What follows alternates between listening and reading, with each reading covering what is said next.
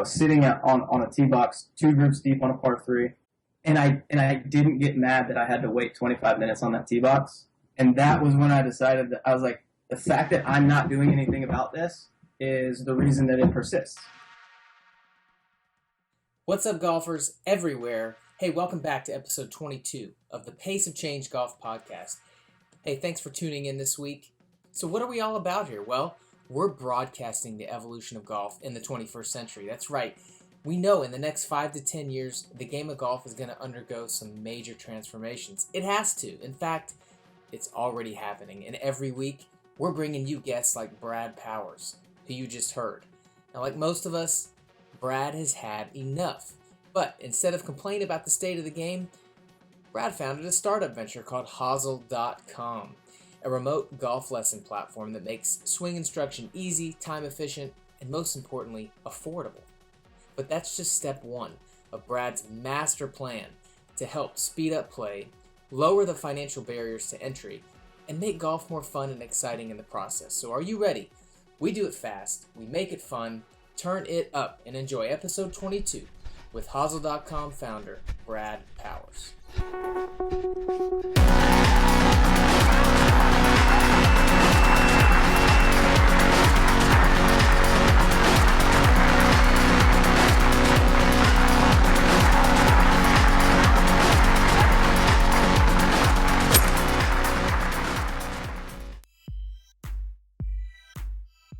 Hey guys, this episode of the Pace of Change Golf Podcast is brought to you by Taylor Brands. It's 2016 and it's never been easier to start a business, sell a product, or offer a service. But oftentimes the first step in the process, designing a high quality logo and brand, keeps many would-be entrepreneurs from moving forward. But what if you could design anything you need in less than 30 seconds at an affordable cost? Does it sound impossible? With Taylor Brands' online platform, you can. At taylorbrands.com, you can build custom logos, presentations, or even entire brands with ease. No hidden tricks, no pre-made logos. I've personally used their platforms a couple times now, and just about every other online logo design website you can find in the past. Without a doubt, Taylor Brands' logo building process is the easiest, fastest, and highest quality product I've ever tested. Now, I could easily spend hundreds of dollars on other crowdsourcing design sites, and unfortunately, I have. But don't make the same mistake. Try it for free today. You can go through the entire process and then decide if you want to make the purchase. And as a special offer to our listeners, purchase the professional bundle and receive a free social profile banner upgrade. Guys, that's a $25 value. Use the promo code PACEOFCHANGE at checkout.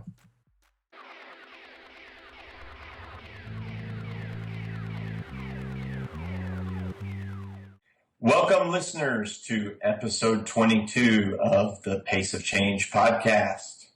Today we have Brad Powers, the founder of Hosel Golf. Brad is very passionate about pace of play, as we are here on the Pace of Change, so that's going to be something that we're talking about. Brad, welcome to the podcast. Hey, thanks for having me, guys. Excellent. Why don't you just tell the listeners a little bit about who you are and how you got to be a founder of Hosel Golf and what motivated you to get on that path? Well, I guess I've been playing golf now for exactly half of my life. I think I got clubs for my 14th birthday and was just terrible. I played high school baseball, so I had a giant banana slice and hated playing golf, actually, when I first started. Because I had the monster chicken wing at the top and just come through wide open all day. So since then, once I stopped playing baseball, I got paired up randomly with in a charity event at the University of Richmond, where my mom graduated college from, and it was I can't remember. It was at Virginia Country Club, and I got paired with the women's golf coach for the University of Richmond. And she just told me 2 things. She said, she said, hey, you're swaying your hips, stop doing that. And she goes, strengthen your grip, and you'll start hitting a baby draw, and you're going to love playing golf. I was probably like a 12 handicap. I did those 2 things, and I started hitting a baby draw, and it compelled me to buy an actual set of clubs that were fit for me. So I'm in college, I think, and I finally spend, $500 on a set of irons, got some CG2s. And the first 3 rounds I shot, I hadn't ever shot in the 70s, and the first 3 rounds I shot were in the 70s. Wow. And was like, oh, this is golf. Okay, now we're having some fun. And ever since then, I've just been trying to shoot one shot lower than the last round. So, what's your handicap today? I don't know. You probably know better than I do. So you're elite. I think 3 or 4. I don't really pay attention. I just play, and then I just have someone at the end tell me how much I owe or how much you get paid. Yeah. Just depends on the day, I guess. But because the thing that got me was that hooked me to golf was that I could never win. You can never like win golf. Even if I win a tournament, I didn't beat the course. I didn't shoot 18. You know. Yeah. And so it doesn't matter how well I did. I still come home and I have to sit down and think about like, oh, that chip on 13. What were you thinking? Why would you hit a 60-degree from a tight lie with no green? Like, what are you doing? Just putt it. You know, something dumb that costs you 1 stroke, and you're all worried about it after you shoot 74, take $20. But that's the thing that gets me back, every day. Or I drive by a golf course and I see a driving range, and I'm like, I got 45 minutes. I can knock out a bucket real quick. That's how sick I am in the head with golf these days. What was your first experience with golf? Maybe not playing it, but, did your parents play? Did you have an uncle that played? What's your first memory of golf? Maybe it was on TV. Yeah, it was probably watching golf. My dad played a lot more when he was younger, and then he was a business guy, so he had charity tournaments and things like that. And, the company that he worked for in Austin sponsored Ben Crenshaw and Bob Estes at one point. So, but it was probably watching golf on TV with him. And then I think, I don't know what happened. I mean, I played baseball my whole life, and it was always constantly baseball. And I think, at 14, I think I got a set of clubs. So, but I finally got a set of clubs. We went out. We belonged to a little country club in North Austin, Balcones, dude. That's where I started out. And, just a short little tree line course where, I could go out and, it was a decent enough course, and it was hard enough. But my first experience, actually on the course was being told that I did not get a ride in a golf cart for my first round. That's what I remember that. Nice. So was baseball the dream at that point? I mean, or was it just something you were doing? No, I don't think I ever thought I was going to be like a professional athlete or anything. I never really had those goals. I think I still have a picture of my house of me dressed up like in a button-down shirt with slacks on and my dad's tie, holding his bag before he went to work. I always knew it. I always knew I was going to be in the business world, not playing any professional sports.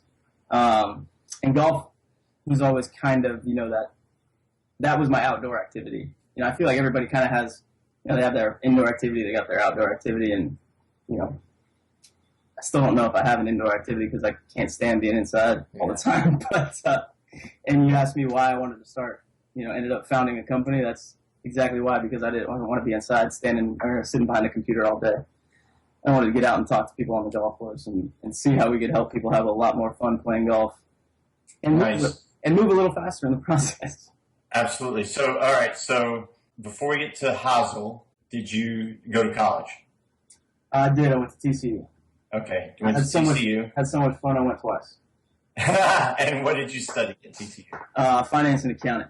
And then got a master's in accounting. Did you try to work in the finance and accounting world at all? Yeah, so I started out of college with KPMG, and then realized really, really quickly I did not want to do that. And then went over doing digital marketing, and then kind of moved on to the analytics side of digital marketing. And so anything, and that's what kind of gave me the push to go start this app or build this app, because now that I have the ability to kind of track, I know my expertise now is kind of in collecting and analyzing data, and when anything's online now, you can get any data point you want and do anything you want with it, and that's one of the things that attracted me to going this route, because eventually I'm going to be able to grab all the data points to tell people where the hell they're slowing up on the course, and we can. We're definitely going to get to that. Okay. So now we're at a really good point to tell listeners exactly what Hazel is. Yeah, Hazel's it's just a platform to do remote golf instruction. So if you go to Hazel.com, it's HOZL.com.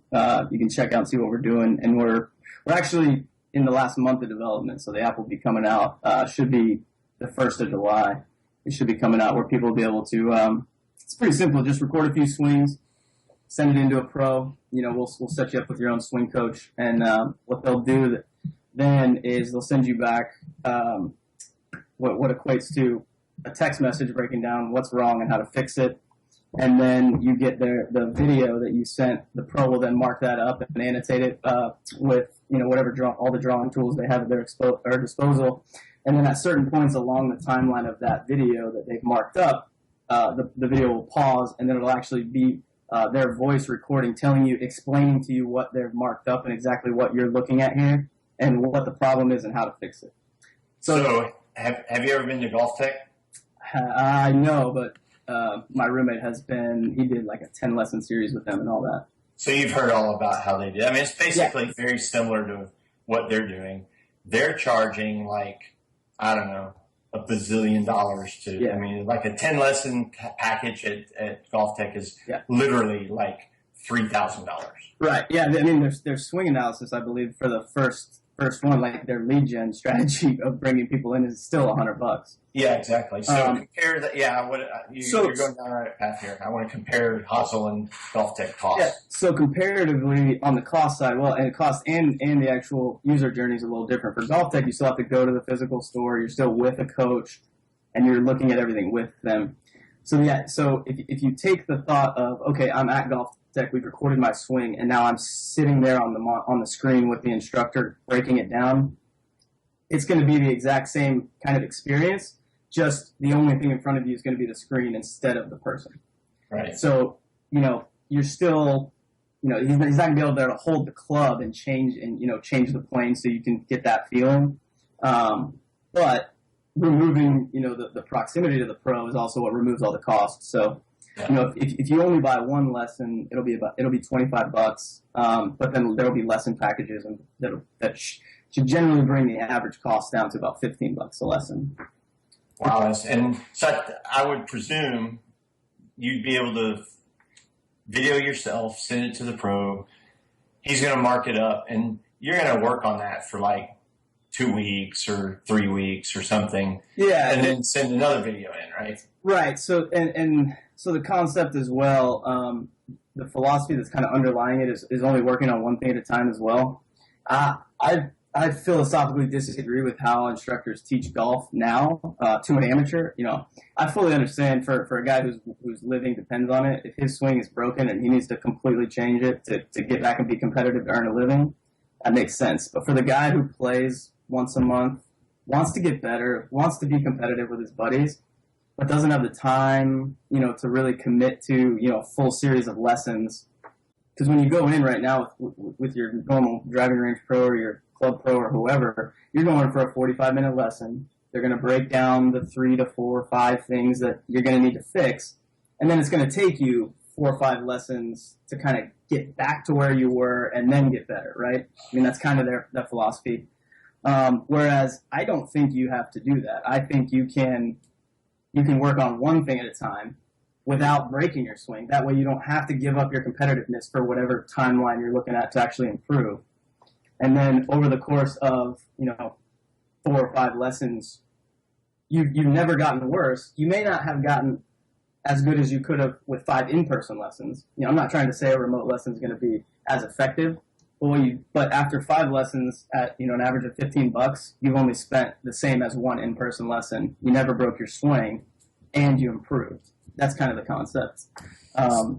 So Brad, I'm glad that we waited until now for me to hear that, because this is my wow moment with what you're doing because my mind's going crazy right now. Yeah. With just the brilliant concept that you're bringing forward, because so many people can't afford lessons. They can't afford greens fees, more than 8 greens fees a year, much less a $75 to $100 lesson.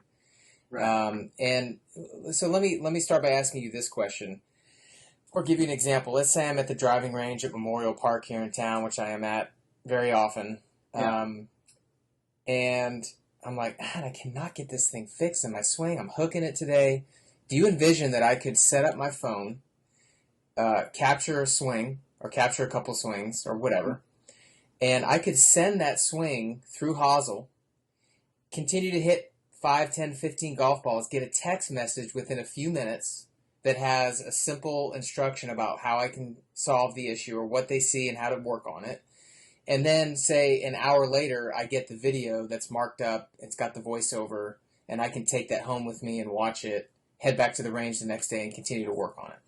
No, actually, so in real time, like you're talking about there on the range, won't initially be capable, but what's the technology that we're actually creating is what allows a pro to actually be able to give you one of these lessons in a really short amount of time. Sure. So that's actually the piece of the puzzle that allows us to, get these kind of more friendlier economics. Yes. At $15. Yeah. But eventually I envision a scenario where if you're a premium member or something like that, you'll actually be able to hook into your coach or a coach or somebody like in real time. So if you do that, because in the example that I use, and this is not a joke, I was playing my league in the CTGA, show up for the first of the last 4 rounds of the season, and we have a FedEx Cup Series. Uh-huh. I'm sitting in 4th out of our 95 people that qualified for the first of the 4 rounds, and I get on the range at Morris Williams here in town at 7:30 before my 8:30 tee time, and I shanked the first 12 balls. I'm not kidding you. I got my buddy Landon coming over. I got him standing behind me. He's YouTubing how to fix the shanks, and we're like trying everything. Yeah, I can't. And then finally, I just I throw it out, and I'm like, maybe I can do something with the driver. And I'm hitting 40-yard slices with the driver. I'm like, Landon, what is going on? We can't figure it out. And finally, we find something online, and he's like, all right, think about this. And I hit one that only sliced like 20 yards. So I was playing like about 230 off the tee. I probably normally like 265 off the tee. And I'm playing 230 that every ball's that I'm aiming in the woods left. And I can't fix it. And somehow I putted my way to like a magical round in the 70s with that. And like figured like the next week I was at the range every day. But yeah. That was one of the times where I was like, oh man, I'm definitely gonna have to get something in real time because this is a problem that people have. Oh yeah. Well, I see the real time. I love the idea of real time, and that takes what I was talking about a step further. And I could even see that being different membership plans. If you're a member of it, or if you're at a certain premium level, then you can get real time access to, a stable of quality PGA certified professionals, and you can just set your phone up on something like FaceTime, right? Maybe, but probably through your app, right? And take some swings, and then get some feedback. And I've given probably hundreds and hundreds of lessons in my career. I'm not PGA certified, but I've been around the game my whole life. Took from Butch, Harmon, and lots of other guys. So I've got a couple of friends that I help out, and they always want an hour lesson. And I always tell them, we don't need to stand around for an hour to give you a lesson. You probably really, we'll do a half an hour, but you really probably need 10 minutes. Right. Because I'm going to see everything I need to see in the first few swings. I'm going to give you 1 to 2 swing tips or swing thoughts or things to work on. And you just need to go do that until you get to the next place kind of in the evolution of your swing where now you've got to take the next step.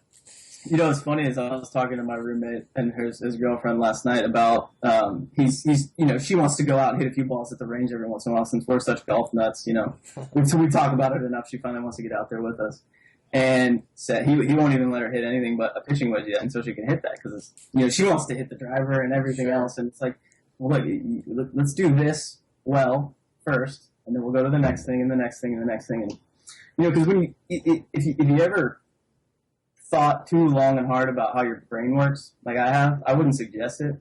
You can waste a lot of time doing it. I would.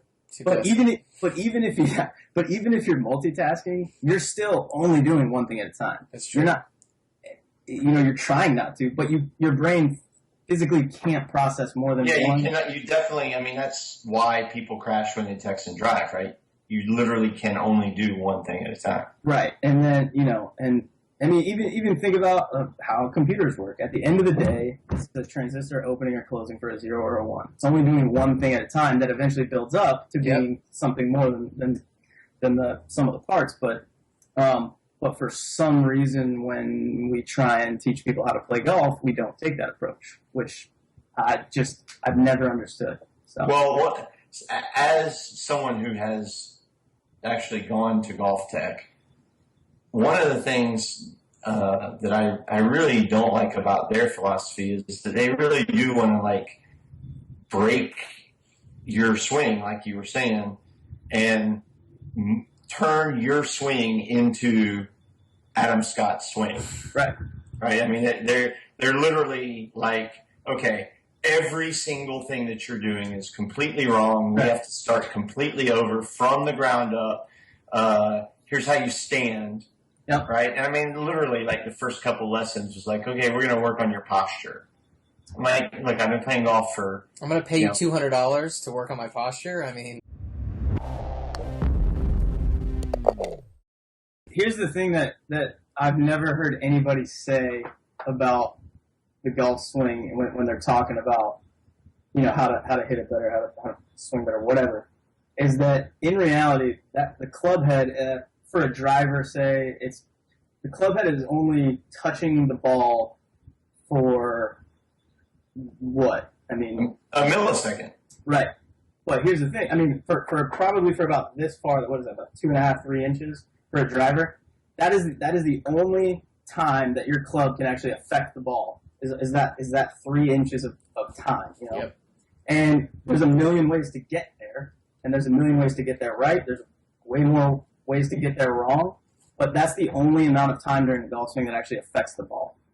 So when someone tries to tell you that you need to swing like this, or you need to change this, this piece at the top of your swing to make better contact, it's like, well, Jim Furyk throws a big giant loop in his swing, and he still hits a pretty good golf ball, right? And this is kind of sad, but I was bored one day, and I decided to do a test. And instead of hitting balls at the range before a round at Kaiser, I said, I wonder if I can go out and just start swinging like Jim Furyk and throw it outside, just drop it in the slot, and then come in and play. Just theoretically changing that. I didn't even hit any balls at the range. I just teed it up and just started. I made some practice. I probably did 20 practice swings before I started the round just to mess with it. But I'm a 3-4 handicap. I went out and shot like 79, I think, just with the Jim Furyk swing. Yeah, that's so cool. You can't forget that you're just delivering the club to the ball. You're hitting the golf ball. You're not making a golf swing, I guess, is a way that I've always had trouble when people say make a good swing. Like, that's not what I'm trying to do. I'm trying to hit the ball well. Yeah. That's what we're really trying to accomplish. So, and actually that thought, for those of you struggling with your putting, that thought is what fixed my putting.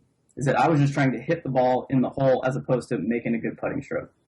If that makes sense, it's So people are so caught up in mechanics, and it can happen in putting too, for sure, where you're just like, okay, well, I've heard about like straight back and straight through, and then I've heard about an arc swing, open the door, close the door, Yeah, and all this different stuff, and like, oh, you have to rock your shoulders and only use the big muscles and this and that and the other thing. And it's so easy to like have 47 different swing thoughts in there when really, if you got a 1 foot putt, no person ever goes up to a 1 foot putt and is like, has all those thoughts. You just do exactly what you said. Just hit it in the hole. Yeah. Except for the PGA Tour players. Well, yeah, William McGirt today spent an awful long time on a 2-footer. Granted, he was gunning for his first PGA Tour win. I actually don't even know who won today. Yeah, don't tell me because I don't either. Okay. It was either him or Jim Curran. John Curran? John Curran, yeah. So I had never heard of that guy before. I was surprised. I don't generally not. Yeah, I know most names. I've seen him 1 or 2 other times, but he's definitely like a fresh name out there. But you know what is interesting is that I'm on a lot of different Facebook groups on golf. I'm sorry, yeah, about golf, and some of them are about swing mechanics and all that kind of stuff. But there is an entire field of study about the golf swing and about the physics of the golf swing and about the biomechanics of the body. And I love that. I think it's really cool, and people are fascinated about the golf swing because it is a fascinating thing. It's amazing to take this little tiny piece of metal and hit a rubber ball, and for a human body to be able to, hit a 3-iron into a tiny little 4 1/4 inch hole 240 yards away it's amazing. Yeah, it is totally amazing. I mean, think about an MLB player hitting a 95-mile-an-hour fastball that's got some tail on it. Think about how hard that is. Yeah, well, they're not thinking. Our ball is stationary. Yeah, exactly. And I think it's a little well. Granted, they only have to be successful like a quarter of the time to stay in the big leagues, but. So I love all of that stuff, and I love the science, and I love the physics, and I love the biomechanics behind it, and all that kind of stuff. But that's for us. That's for us who love to study that kind of thing. I don't think it's appropriate to talk to an amateur golfer about angles and different degrees of angles and lag and that kind of stuff is just too complex. What do you guys think? So I've dinged Golf Tech in this podcast, but I do have to give them props in that I've played golf for 30-something years, and I've taken lots and lots and lots of lessons. And one of the things I really like about Golf Tech and what Hazel would also have is just the feedback of being able to see your swing and have somebody point and say, this is what you're doing. You can see it right here. Because like when I was younger, especially way before they had any kind of video, like 20 years ago, I'd take a lesson and, the pro would say something like, well, you're at the top of your backswing, you're starting your swing way over the top. And it doesn't feel that way to me. Right. And then they say, okay, well, what you need to do is try to swing more inside. So I'd try to swing more inside, and they're like, no, you're still coming over the top. Because you don't know what that experience is like. I mean, you have to see it. Yeah. But when they show a video, I remember the first time I saw it in Golf Tech, I'm like, what? That's what my golf swing looks like? Oh my gosh, that's horrible. Come on, dude, don't be so hard on yourself. Yeah, honestly, one of the things that's one of the questions that I've had asked, as we've kind of been on the fundraising trail and stuff like that, or is this going to work? Is a remote lesson going to work? And I always tell them the story about the first time I looked at my swing. I've been playing, been playing 14, 15 years now. I had never looked at my swing until last year on video. Wow. And I never knew. I was like, I wasn't John Daly, but I was way past parallel. I had no idea. And no wonder I was so inconsistent with my, with my ball striking. And once I saw that, it wasn't that hard to, I'm not hitting it that well. Maybe I should go, yeah, I'm going a little past parallel again. Just seeing your swing for the first time, you can find one thing that is not right. I don't care if you're a 25 handicap or a 2 handicap. If you've never seen your swing on video and you look at it, you will see it's something without even a pro telling you. There will be something that any amateur can identify. They're like, oh, that is definitely not okay. Yeah, I always hear the kind of the dichotomy between what's feel and what's real. So what you're feeling and what's really happening. And that's where video comes into play, and that's why video is so popular. My former swing coach, Neil Wilkins, who I was with down here since I was a junior, I love his approach, which is he combines those two things, what's feel and what's real, and he calls it an experience.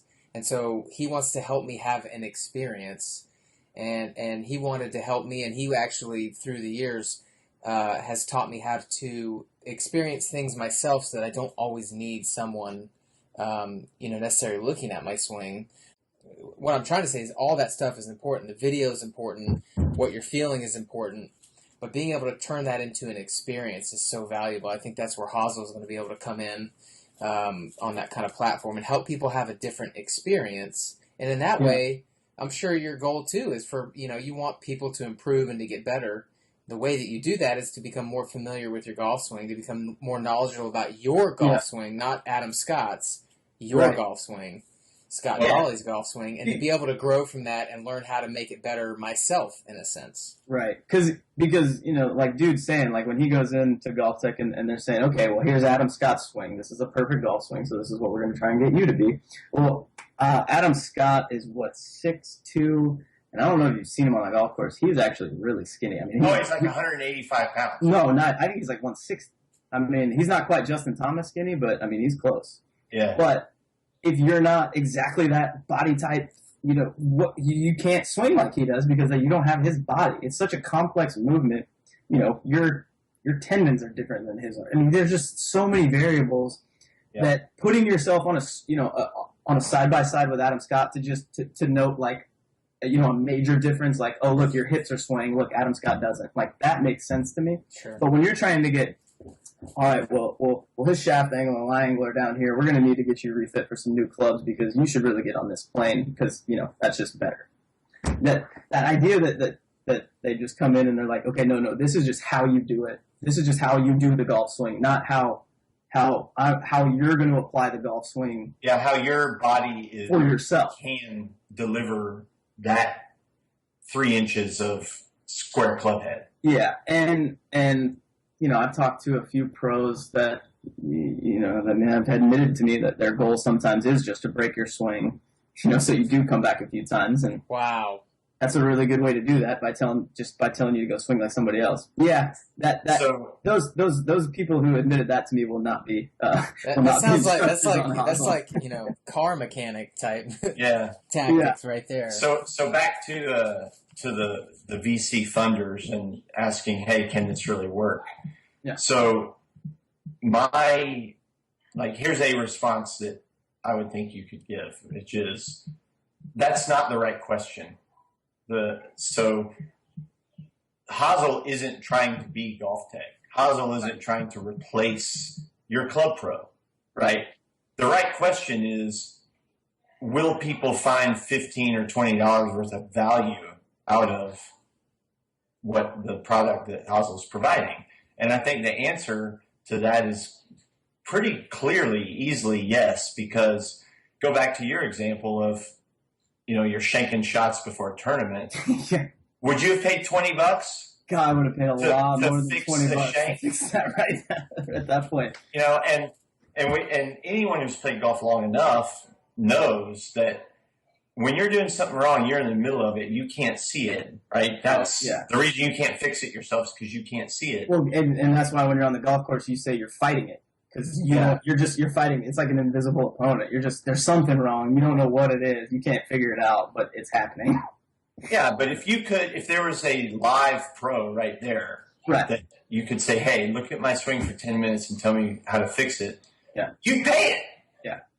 Yeah, and so my ideal user journey for somebody that's using Hazel is part of it is also not interrupting their golf footprint already. The biggest piece that we think we're really solving is the hassle in terms of, a 45-minute lesson plus your small bucket that you generally hit after that, makes an hour, and then you got a half-hour commute on either side of the course generally. Yeah. So you call it somewhere between an hour to 2 hours of time per lesson. So you spend, 7 hours in lesson time over 5 lessons. Like, for somebody who's got, like you do. I mean, you're working, and you got kids at home. It's hard to get in for lessons all the time. I tell people all the time, they say, well, why don't you, I've been struggling with wedges lately. Why don't you go take a lesson? Yeah. Because I don't have that much free time, and the free time I do have, I'd rather play. Exactly. And and in reality, I mean, when we asked golfers, we went to a couple different golf expos this year. As we were doing discovery, we went to the Portland Golf Expo, Denver Golf Expo. And then I actually jumped in an RV to go to these. I drove around the western United States for 4.5 weeks, just talking to people at golf courses in these expos. And the main thing was the time and the hassle, and that it's just such an encumbrance. One of the things you listed on some of the topics you want to talk about today was some issues with the game, and the biggest thing for me is that the barriers to entry for someone to join the game are so, they're just, a lot of cost up front too on the equipment side. But for someone who's never played, unless they have a buddy or a family member who's, a decent golfer that can kind of usher them in, there's not an easy, for someone who's never played, they don't know that you just can just go to a course and find an instructor sometimes.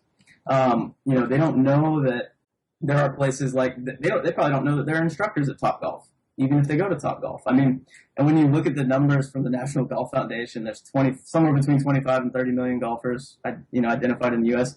There's 32 million who have expressed interest in joining the game. They call them latent golfers that have expressed interest in joining the game but haven't found a way to join it. And, you look at all these things that the USGA and PGA of America have tried to do to be more inclusive, and the only thing we're seeing is a small drop every year over the last, 4 or 5 years in participation. It hasn't been massive. I think it was going from 25 to 24.1 this year. So we lost about 1 million people net. But I think it's primarily due to some of these hurdles. And, these barriers are what, keep 90% of golfers. So there's 22.5 million golfers who did not get formal instruction in the last 12 months, either because of time, money, don't care, whatever. But from all the people that we talked to, it was generally too much time or too expensive. And then the third one was that they didn't want to break their swing because they knew that if they the people on the break your swing were generally the people who have taken a lesson before and were given 5 things to fix, and then went out it didn't go so well, yeah. Right, and then went out and just didn't even have fun for 3 or 4 rounds, and then they just quit. Yeah, and if you play in a league like both of us do, right. Well, okay, I'll wait until the season is over, right? Because I don't want to play the league season with a broken swing, right? Because I won't be earning my points and all of this. Mm-hmm. And I'm paying to play in tournaments that I know I'm not going to win at because I got a broken swing. And so you're going to wait until after the season. And then after the season, now it's rainy and cold outside and, everything else. And you're going on vacation. And fundamentally what that is you're just making excuses because the barriers are just too big. If it were easier, you would do it because you like getting better. And the more I talk to more people at these expos, and every person I play golf with, I apologize if I've played golf with you a lot recently. I just ask questions to people incessantly just about their golf life until they tell me to stop. Nobody's told me to stop yet, which is they're being very nice.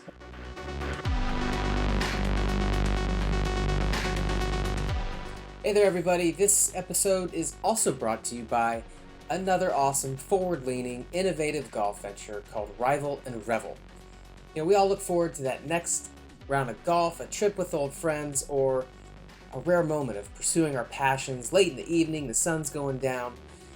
Their goal is to make this valuable leisure time even more enjoyable, efficient, and relaxing, offering a variety of branded golf accessories, club head tech covers, and the one and only Silo Golf Club carrier. This product is a game changer in the golf industry, and it may just be a game changer for you too. If you don't know what the Silo is, press stop. Head over to their website, rivalandrevel.com, and check it out. Whether you are the super competitive player or the one that just celebrates being out there, Rival and Revel's mission is to help you make the most of it. Now, they've got a special discount just for our listeners. Use the code PACEOFCHANGE at checkout to receive 10% off your entire order. Eventually, my goal is to get to a point where, we've got enough data that we can go to the different municipal, go to Austin Public Links and say, hey, we're going to give, let's do a player development kind of like a card or something, or like the range grinder membership they do now. But all I'm going to ask them to do is we're going to say, okay, we've got all this data on where all this time gets lost on the course. Set up a computer monitor over here, or just have people download our app. And if they watch a 2-minute video every 6 months or every golf season, at the beginning of every golf season, that tells them how to not mess up pace of play, they get 10% off of their rounds or something like that. But the idea, and this is leading me into saying the whole thing that got me to start Hazel was that I felt like the 2 pieces that caused the pace of play issues were people aren't very good at golf, and then the other side is the education. So, and the biggest problem is that the people who are not very good at golf are generally the least educated on that pace of play type of stuff. So if we've somehow we've got to tackle one of those two. Couldn't really make any money on the education side, so we're gonna have to do the instruction side first, make the money, and then so that we can then go educate people.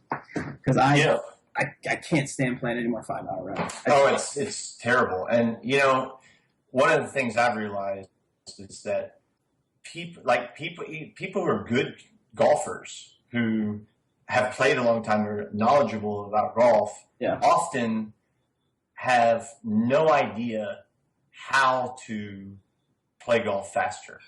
It's like any other skill, right? It's if no one has showed you how to do that skill, you don't know. And the best example is the one that you had in your article, which is my favorite.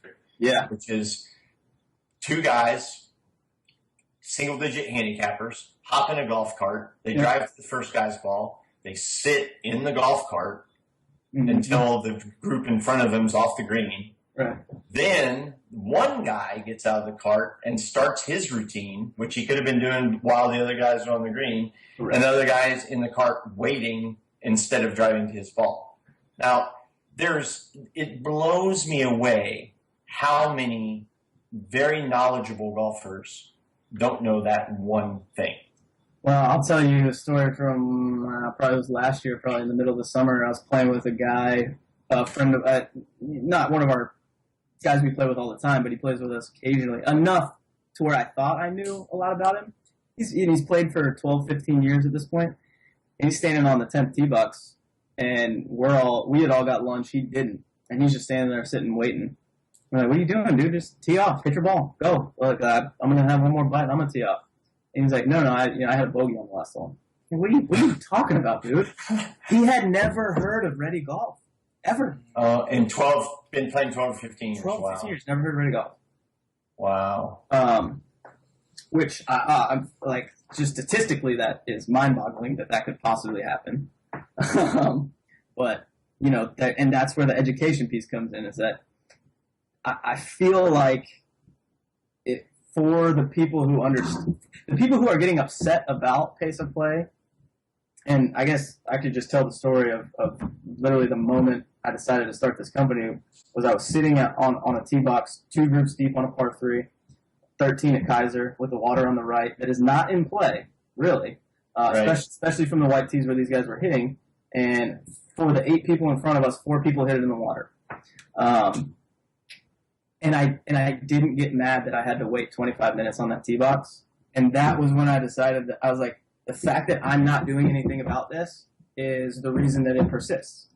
So for the people who are upset about pace of play, if you're sitting there and you see in the fairway that there's 2 guys sitting in a cart, like we just talked about, one guy gets out, hits, they get in the cart and they drive back again, and they're holding everybody up.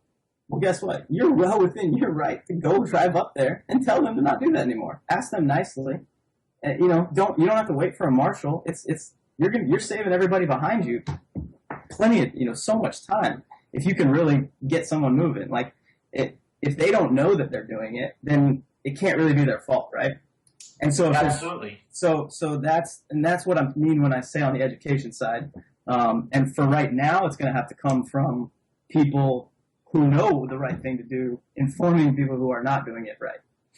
That reminds me of a story of a couple guys in a similar situation. One guy drove up the fairway to tell the guy in front of him to speed up, and the guy in front of him pulled out a gun and basically, waved his gun in the air. I was like, really? You want me to speed up?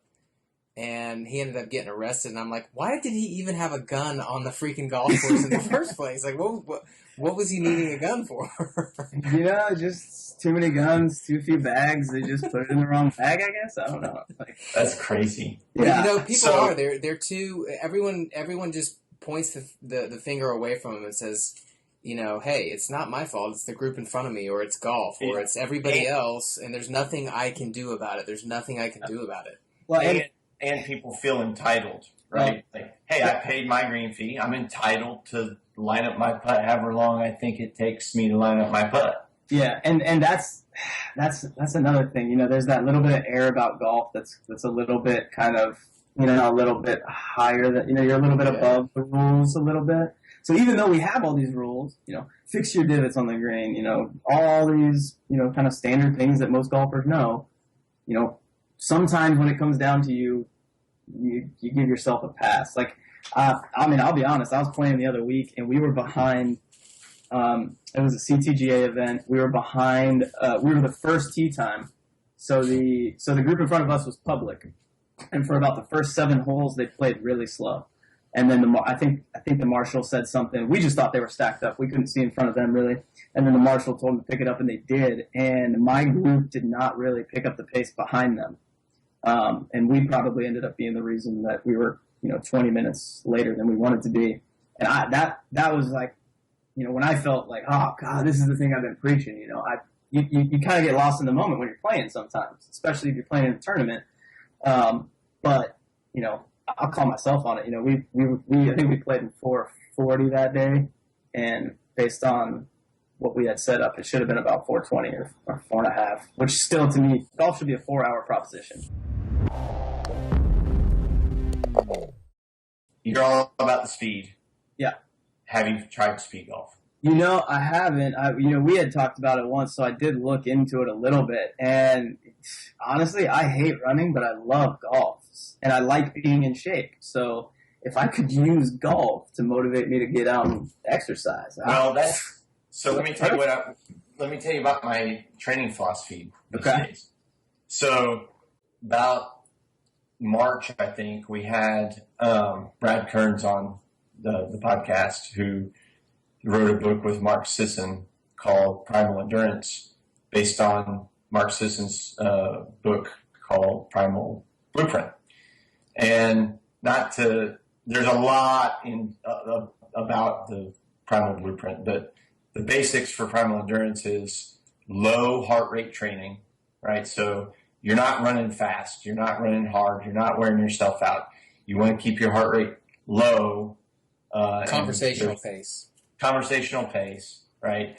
And there's a lot of reasons, but one of the big ones is to keep your metabolism in that fat burning zone, right? Oh, yeah. And keep it under the cardio training level and keep it. Yeah, exactly. And is that the difference between like anabolic and metabolic or something? Anaerobic. Anaerobic, that's right. Okay, so yeah, we want to keep golf. Anabolic steroids. Exactly, yeah. Anaerobic is we're not there. Yes. Yeah. So anyway, I've kind of, since talking to Brad, I've kind of changed how I do most of my speed golf rounds, right? Before, I wanted to pretend like every time I played speed golf was like a competitive speed golf event, and it needed to be a fast time and a low golf score. Okay. And now what I've kind of done is change that up to where I want to focus on my heart rate and get that aerobic work in, because there's a lot of benefits to staying aerobic that I won't go into now, but let's just say it helps my long-term training. Mm-hmm. And so now when I do like a recreational speed golf, instead of trying to run the course faster than I did last time, I'm trying to keep my heart rate low, and it's a slow conversational pace. And if I have a buddy along with me, we talk and chat just like you would if you're on a jog, you know, anywhere else. Mm-hmm. And we're playing golf as we're doing it. So now you are doing exactly what you're talking about, right? I'm addressing my desire to be fit, and I'm doing it in a fun way, playing golf. Mm-hmm. And I don't even really notice that I'm exercising. I know. That's my whole goal in life, is to never realize that I'm exercising. All right, well, you're a speed golfer. I tell you what I do a lot is I go out to Lions at like 7:00 in the evening. Oh, yeah. When, you know, nobody's teeing off at 7 p.m., right? Right. And I just take 4 clubs and jog the front. That's a good idea. 35 minutes, and I play 9 holes, and I hit a bunch of fun shots, and it's fun. Yeah, I mean, is the pro shop even open? Sometimes, you know what? It's weird. I don't want to wear out my welcome or anything at, you know, a course like that. So I always go into the pro shop and I always tell them, yeah, I'd like to play 9 holes. And of course, you know, if it's 7:30 at night and it gets dark at 8:30, they're like, what? Do you want to play 2 holes? Or yeah. And so there's a couple of people there that, you know, I'm not in that part of town, so I only do this like once a quarter. Gotcha. And not all of them know me. Some of them do. And if it's one of the people that knows that I do that, you know, a lot of times they don't even charge me a green fee, but I'm always willing to pay it just, you know, for keep things on the right level. Yeah. So tell me something just for my own knowledge. I'm curious. So what, you know, if you were going to go out or say I was going to go, I mean, I'm fairly in shape. I run a little bit here and there. If I was going to go play, what would you think I would shoot? You know, I'm a 4 handicap. What would I shoot and how long would it take me to do 18? Well, in terms of how you would shoot, Scott, tell me if you agree. I think you would be surprised how closely you're going to shoot to how you play normally. Okay. Is that what you say, Scott? Yeah, you're either going to finish the round and blow yourself away and go, oh my gosh, I just shot 75.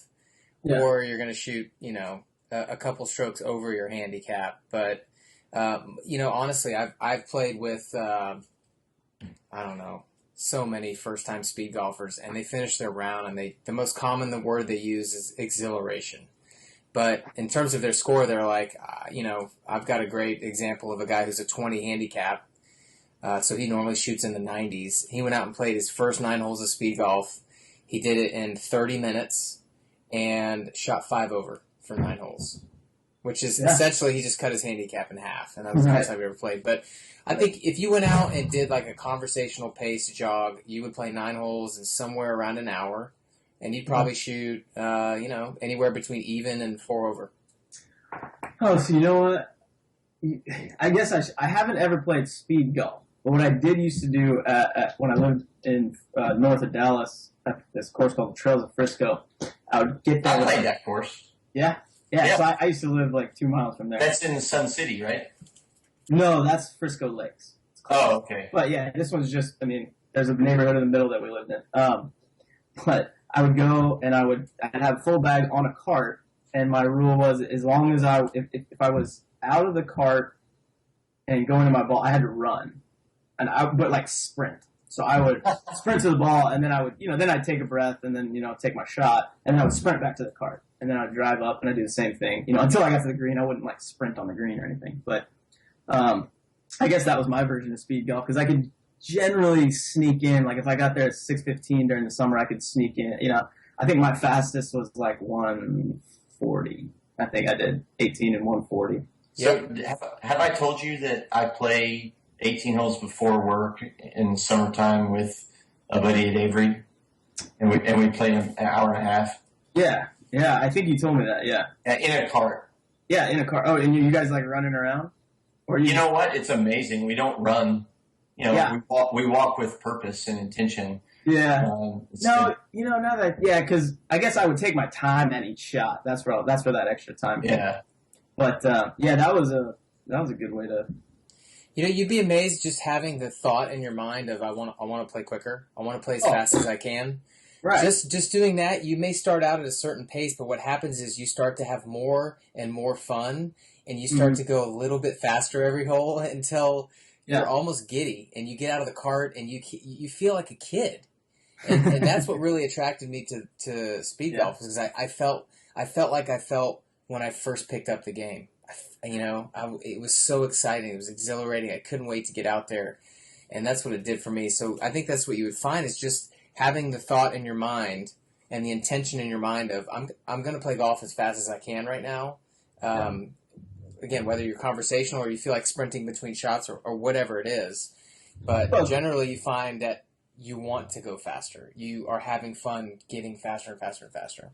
Yeah, because at the end of the day, the reason people enjoy golf is not because they shoot a low score or for speed golf or, you know, go really fast. Anytime that anyone is having fun on the golf course, to me, in relating it specifically to the golf. I mean, if you're having like a beer drinking tournament, yeah, that's going to be fun. Right. But for for golfers, it's doing better than what you expected. Oh yeah, absolutely. That is what is the fun part. And so, like with the Speedgolf thing like that, my first instinct was, if I go do the Speedgolf thing and I'm running around trying to play, I'm probably going to shoot 85.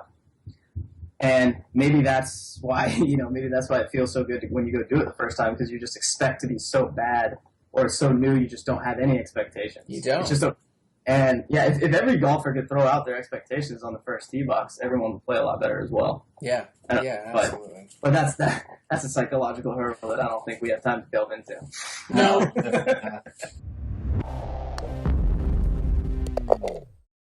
I do want to discuss one of the topics here, which is you first wanted to tackle the instruction because there's a revenue model behind that, and that totally makes sense.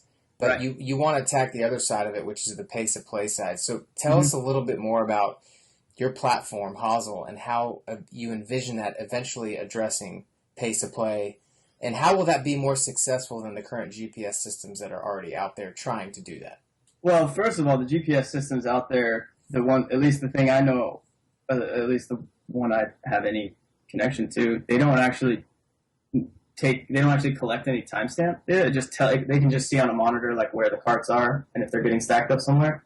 They don't have any historical data that says, okay, on the 7th fairway, like this is the spot that everyone gets held up. How can we, fix that? Or, if you're playing a tournament, they can't, they're not tagging the carts to say, okay, it was your third group that held everyone up 20 minutes.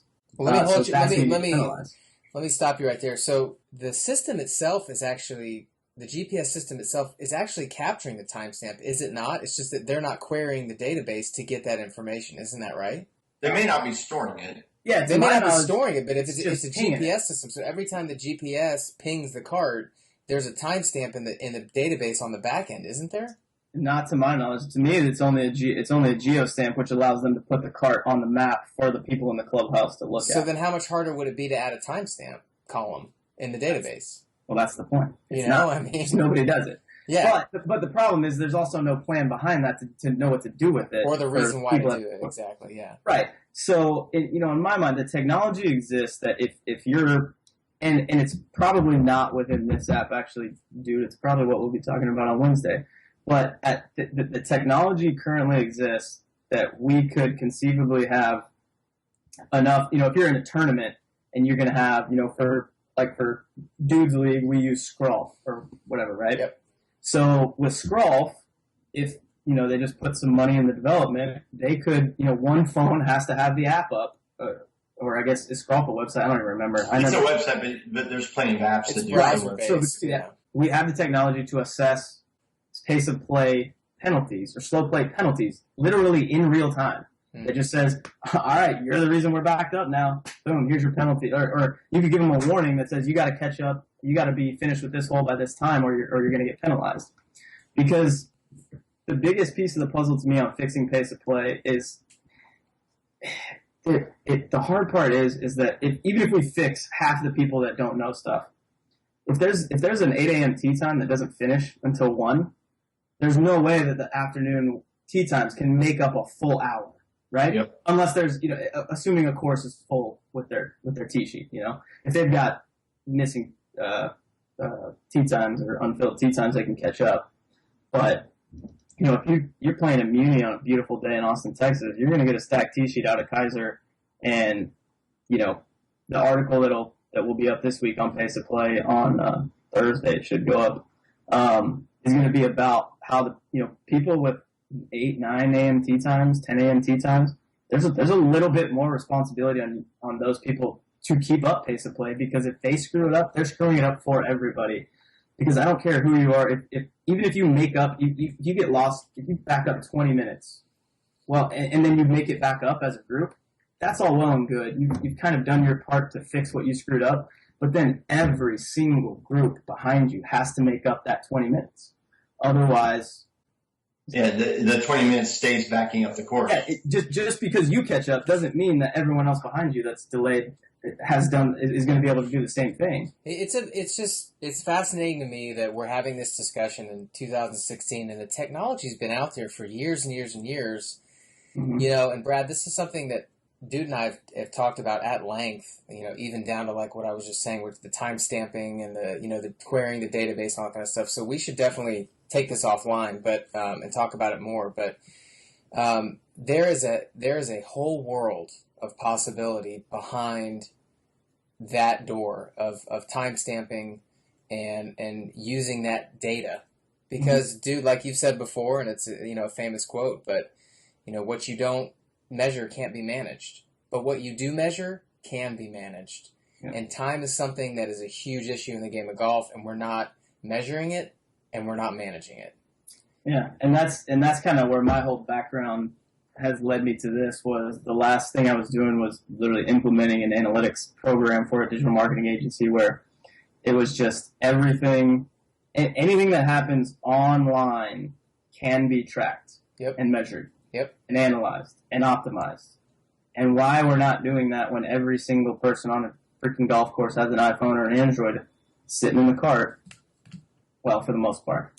I don't think Eddie Nunez, our CTGA director, who shoots under his age freaking every time I play with him, I think he's still got a flip phone. But well, my dad has an iPhone, but he leaves it in his car while he plays golf. Yeah, I wish I left mine in my car when I played golf. Yeah, but check this out. You're the 8 a.m. tee time.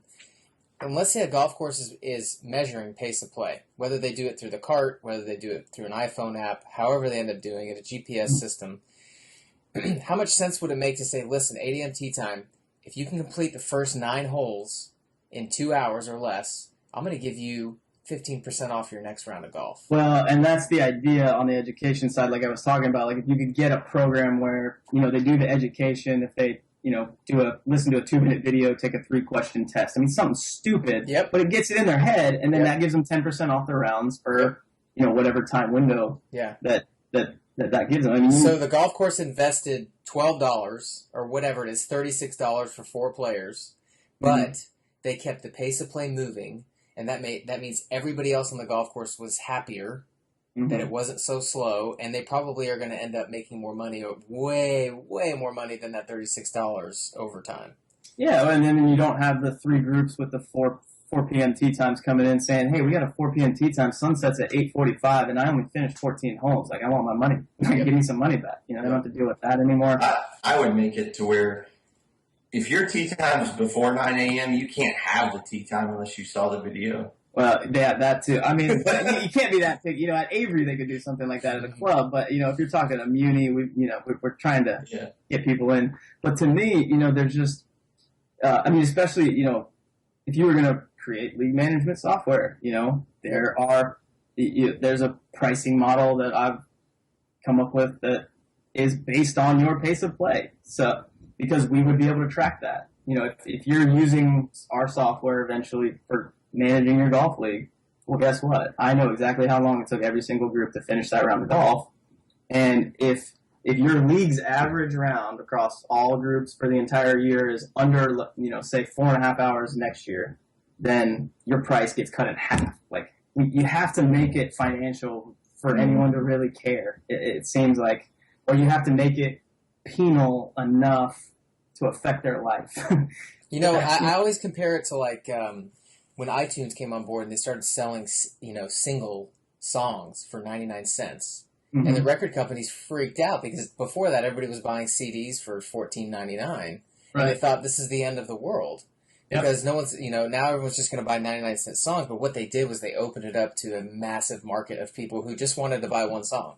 Right. And it's completely changed the industry. And I don't see it being any different in the world of golf. We've got to start incentivizing people to where there is a financial model in golf that's not only about where you're playing, not only the golf course that you're playing and the value that is inherent in that, but time becomes an asset of actual real value on a golf course. So it's depending on how long you're out there, depends on how much you're going to pay me to be out there. Well, and in any other scenario in life, you're being paid for your time. And if my time's being wasted by somebody else, like, I feel like, they should be paying me. I mean, that's a little over the top, but like, I at least want the guy or girl that caused me to have a 5.5 hour round to know that they inconvenienced me, because just by like letting people know, I don't think a lot of these people intend to do this stuff. It's mostly unintentional. Nobody wants to sit on the golf course for 5 hours and 46 minutes like my last tournament. How long? And I think it was 5:46 was the last one last year. Oh my God. Yeah. So I agree. Nobody, it's whatever, 99% unintentional, but it's amazing how even when it's unintentional, you suggest maybe that people could play faster, how offended people get because they feel that lots of stuff, right? They feel insulted. They feel that you're calling them dumb. Singling them out for some reason. Singled out, that they feel they're entitled to play at the pace they want to because they paid, all of these things. Well, here's my point. One of the things I remember we talked about with Alan when we had Alan Phillips on was I believe that we need to have some studies, some real solid studies come out where we take people and bring them from a four and a half hour round down to say a 4 hour round and a 3.5 hour round and a 3 hour round. And over time, watch this person's handicap go down. Because when you have a study like that, it would be very easy to show people, listen, you're playing in 4.5 hours and you're a detriment to your own game and to your own score. If you'll play 45 minutes faster, I guarantee you can drop your handicap by 12.5% or whatever it is. We would have the actual statistics and data behind that. So where then it isn't an offensive thing. It's like, you're missing out. You need to speed up because you're going to play better. And if you play better, you're going to have more fun. You're going to want to play more golf. But, I mean, to me, it's, it's like if I go, what's something like, what's another thing like golf you get? Like, if I was going to go bowling, I got to the end of the 10th frame, and I was like, I don't really like my score. I'm just going to roll another couple frames. Like, y'all wait. Like, golf takes, now most of the posted times are 4.5 hours for pace of play, but it's like, that's not why isn't that like a rule? Yeah. Like, it's not framed as a rule. It's like here's a suggestion. I don't want my entire day to be a golf round. If I want my entire day to be a round of golf, I'll play twice. But for real, why should the person who either wants to play slowly or play slowly and cannot speed up, at some point you got to say, well, look, then between 8 and 10 o'clock, you can't play if you're going to play in 4.5 hours. Right? Yeah. It's not feasible right now. It's not feasible right now. I'm just saying in the future it is feasible. Once people become time conscious on the golf course, like you're talking about doing, and once what you're doing and once what we're all doing gets out there and becomes part of kind of the general consciousness in golf, I think it makes total sense to say, hey, you get premium tee times for being somebody that plays faster as opposed to slower. People need to wake up. It's not that you spent 20 minutes looking for a golf ball, right? That's not the problem. The problem is that you took an extra 30 seconds to line up your putt. You told a funny story for 30 seconds. Well, we don't want to take funny stories out of a round of golf. It's perfectly fine if you're waiting on it. But you could mark your ball and tell your story at the same time. Yeah. You also, if you're marking your ball inside 2 feet, by the way, please stop doing that. Yeah, absolutely. Just put it in. But it's if every person in a foursome takes 30 seconds extra on every shot, that's an extra 36 minutes, or actually it's an extra 72 minutes per round. Yeah. And that's just 30 seconds a shot. Yeah, I mean, your group's 36 minutes. Yeah, sorry, 36 minutes, right. So there it is. And that's the difference between a good, what I would consider a normal round. Right now, we have to call it a good round in terms of pace of play at like a 4:15, but to 5 hours. I mean, but that's the thing people don't understand is that it's not that you were looking for your ball for 20 minutes. It's not that there's not one giant chunk of time that is the problem. It's a paper cut. It's the death of 1,000 paper cuts. Right. And the same thing can be said for when you do have that chunk of time that was so say you keep doing those the extra 30 seconds a hole, and then you do have one of those, I got to go look for my ball, or I'm looking for my ball for 6 minutes, and you get a little backed up. There doesn't seem to be the sense of urgency that says, at that point, that says, oh, hey, we need to pick up if everyone could just be a little bit faster, we can make that time up. And then the people behind us can make it up. But, and that's where the education, again, just comes into play, where pointing these things out to people, they don't like it, generally. I'm for the shot collar. Yeah. Well, if you don't pick it up, you got a shot collar. Well, and I think... So overall, the educational process that I think needs to happen is, I think it needs to start in the leagues like that we have, where the people who are hardcore golfers who are still playing, 5.5 hour rounds sometimes in these tournaments. Like, we've got to fix that. I mean, we've got to fix because those are the people who are golf influencers. Yep. I mean, the people who I play with that don't play often, I tell to pick up the pace limit because they don't play that much and they don't know. So if we can educating the influencers and penalizing them in the thing that they love in these golf leagues, and doing it in real time, warning them, giving them penalties consistently, and applying the rules consistently that your league sets up to do pace of play. Penalties, we've talked about it in that league I keep mentioning, CTGA. We've talked about it for 2-3 years, and I still don't think we've assessed the penalty. The only one I'm aware of is they years ago they assessed the penalty to the lead group out, which was I still to this day don't understand how you can assess all 4 people in a group a penalty when it's one person's. No. That is 100% needs to be the case. If your group is slow and it's one person's fault, the other 3 guys, I'm more mad at for not telling the other guy to pick it up. So I've been in a situation in that league, okay, where it's been slow, and I've just been like, guys, look, I'm just going to keep playing, and I get to the green, right, like 6 minutes before everyone else in the group gets to the green. What else can I do? You can Rory Sabatini it. What did he do? Go straight to the next tee box. Oh, go putt your ball. Did he do that? He did that. Yeah, he did that against. He did that with Ben Crane. No, it was Ben Crane at the Honda. He was taking so long on the 17th green. He was so fed up with it. The entire 18th hole was open, so he just went up. Like, once he got on the green, he just went up, putted out, walked off to the 18th tee, teed off, played 18 by himself. Love it. Yeah, I mean. I've played with Roy Sabatini. That's a totally different story. That would probably have to be taken offline. But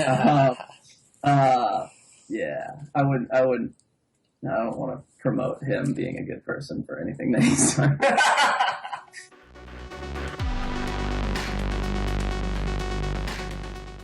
Well, Brad, we've enjoyed having you on, man. I want to give people the chance to connect with you online. So how can they do that? Where can they reach out? Where can they follow you? And on Instagram and Twitter at Hozl Founder, HOZL Founder, and then you can go to the website www.hozl.com.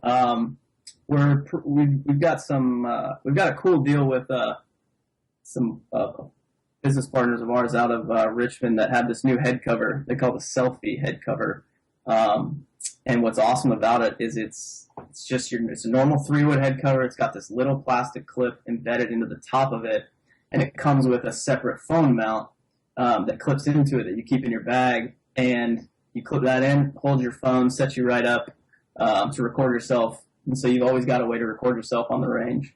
And so for our initial offer for 3 lessons and that Selfie head cover that retails for $35, you'll get those 3 lessons plus the head cover for free. I think it's up there for $75 right now. Yeah, it's like $74.95 or whatever. Yeah, it's perfect.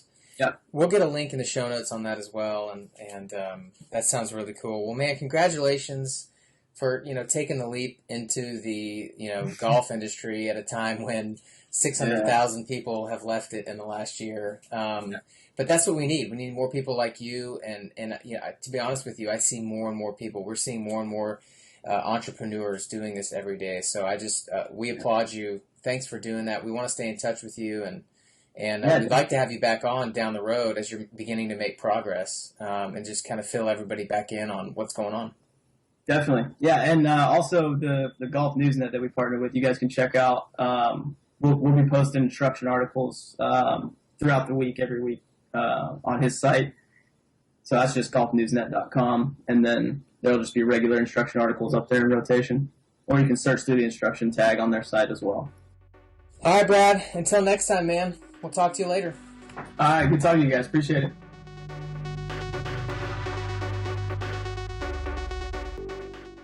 All right, guys. Episode 22 in the books. Hey, we hope you enjoy our weekly podcasts with the thought leaders, pioneers, game changers, entrepreneurs, innovators in the golf industry. That's what we're bringing to you every week. So thanks for listening today. If you're a first-time listener, if you're a long-time listener, we really appreciate you.